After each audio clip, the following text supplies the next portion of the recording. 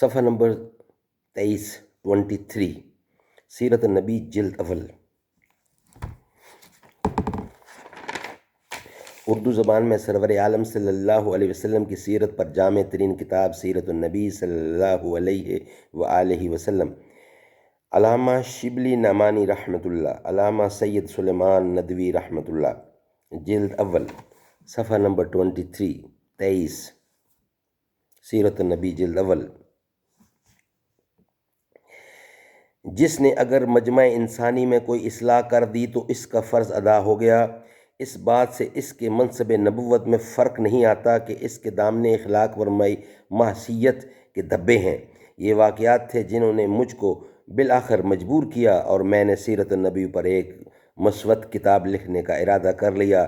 یہ کام بظاہر آسان تھا، عربی زبان میں سینکڑوں کتابیں موجود ہیں، اس کو سامنے رکھ کر ایک ضخیم اور دلچسپ کتاب لکھ دینا زیادہ سے زیادہ چند مہینوں کا کام تھا، لیکن واقعہ یہ ہے کہ کوئی تصنیف اس تصنیف سے زیادہ دیر طلب اور جامع مشکلات نہیں ہو سکتی۔ آگے چل کر ہم تفصیل سے بیان کریں گے کہ خاص سیرت پر آج تک کوئی ایسی کتاب نہیں لکھی گئی جس میں صرف صحیح روایتوں کا التزام کیا جاتا۔ اس موقع پر ایک نہایت ضروری بحث طے کر دینے کے قابل ہے، جو آج کل کی قلت علم اور ناآشنائی فن نے پیدا کر دی ہے۔ بہت سے لوگ یہ خیال کرتے ہیں کہ سیرت فن حدیث ہی کی ایک خاص قسم کا نام ہے، یعنی احادیث میں سے وہ واقعات الگ کر لکھ دیے گئے جو آن حضرت صلی اللہ علیہ وسلم کے اخلاق و عادات سے متعلق تھے تو سیرت بن گئی۔ اور چونکہ حدیث میں متعدد کتابیں ایسی موجود ہیں جن میں ایک حدیث بھی ضعیف نہیں، مثلا صحیح بخاری و مسلم، تو یہ کہنا کہ کیوں کر صحیح ہو سکتا ہے کہ سیرت میں کوئی کتاب آج تک صحت کے التزام کے ساتھ نہیں لکھی گئی۔ اس بحث کے ذہن نشین کرنے کے لیے امور ذیل پیش نظر رکھنے چاہیے۔ پہلی بحث یہ ہے کہ سیرت کا اطلاق کس چیز پر ہوتا ہے۔ محدثین اور ارباب رجال کی اصطلاح قدیم یہ ہے کہ آن حضرت صلی اللہ علیہ وسلم کے خاص غزوات کو مغازی اور سیرت کہتے تھے، چنانچہ ابن اسحاق کی کتاب کو مغازی بھی کہتے ہیں اور سیرت بھی۔ حافظ ابن حجر فتح الباری کتاب المغازی میں یہ دونوں نام ایک ہی کتاب کے لیے استعمال کرتے ہیں۔ فقہ کی بھی یہی اصطلاح ہے۔ فقہ میں جو باب کتاب الجہاد اور سیر باندھتے ہیں، اس میں سیرت کے لفظ سے غزوات اور جہاد کے احکام مراد ہوتے ہیں۔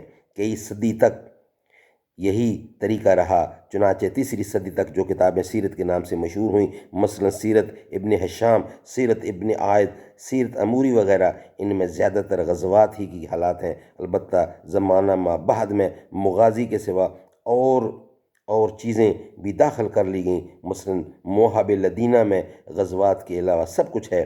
اس بنا پر محدثین کی اصطلاح میں مغازی اور سیرت عام فن حدیث سے ایک الگ چیز ہے، یہاں تک کہ بعض موقعوں پر ارباب سیر اور محدثین دو مقابل کے گروہ سمجھے جاتے ہیں۔ بعض واقعات کے متعلق یہ صورت پیدا ہوتی تھی کہ تمام ارباب سیر ایک طرف ہوتے ہیں اور امام بخاری و مسلم ایک طرف۔ ایسے موقع پر بعض لوگ امام بخاری کی روایت کو اس بنا پر تسلیم نہیں کرتے کہ تمام ارباب سیر کے خلاف ہے، لیکن محققین کہتے ہیں کہ حدیث صحیح تمام ارباب سیر کی متفقہ روایات کے مقابلہ میں بھی قابل ترجیح ہے۔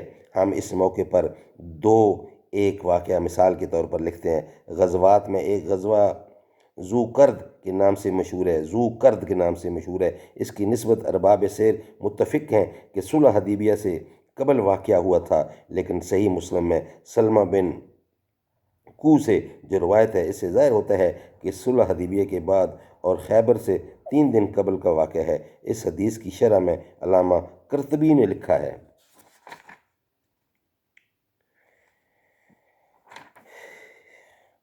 انشاءاللہ اس کا اگلا حصہ نیکسٹ پیج سے بیان کیا جائے گا۔ یہ سلسلہ چل رہا ہے سیرت النبی کا۔ اللہ تعالیٰ اس پہ عمل کرنے کی توفیق عطا فرمائے۔ صدق اللہ العلی العظیم و صدق رسولہ النبی الکریم۔